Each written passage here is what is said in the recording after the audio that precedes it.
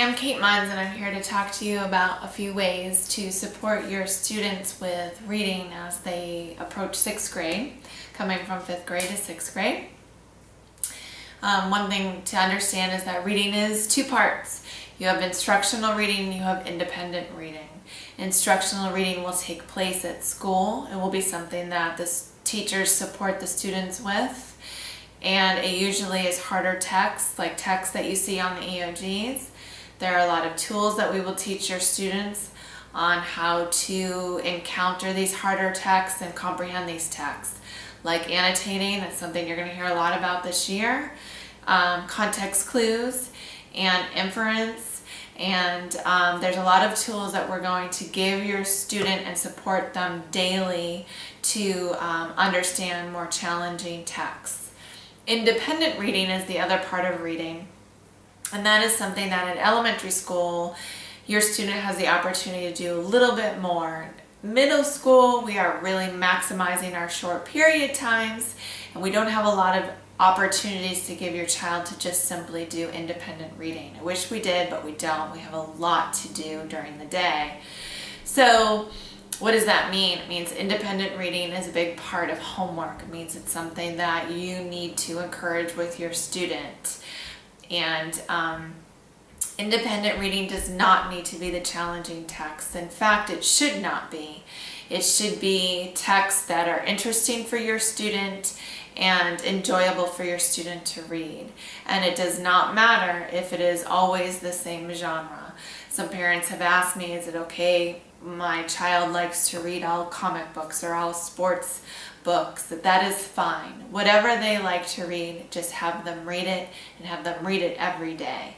The research that supports how to make growth with reading says that it is the independent reading that the child is doing every day. So the more you read, the stronger of a reader you become, no matter where you are, no matter what reading level you are. The more you read, the better reader you will become. So how do you help your child find a book that is perfect for them? That is a great question. And let's say you go to the library, your child finds a book that they really like, and simply open to the middle of the book. Find one paragraph, hand it to your student, your child, have them read that paragraph to you. And what you're listening for is fluency. You want to make sure they're not getting stuck on the words or needing to stop and sound out the words, because anytime they stop, it means that it's taking away from their understanding. You want it to flow. And then when they're done reading that paragraph to you, you want to talk to them about it. And if they understand it and they like it, it's perfect. It's a just right book. So that's how you can find books for home, for independent reading. Another thing is your students are never too old to be read to. Read with them, read to them, let them read to you. Make sure the TV's off, the phones are put away. Make a time and a place and a space for reading so that it can be part of an everyday routine in your family. And it's an awesome way to bond with your child and have good discussions about everything, is reading with them. And I know there are some days, especially in middle school, especially in 6th grade, where your child comes home exhausted and they've done their homework and it's taken everything out of both of you to just get to bedtime. Reading to them is still incredibly valuable skill for them and experience for them.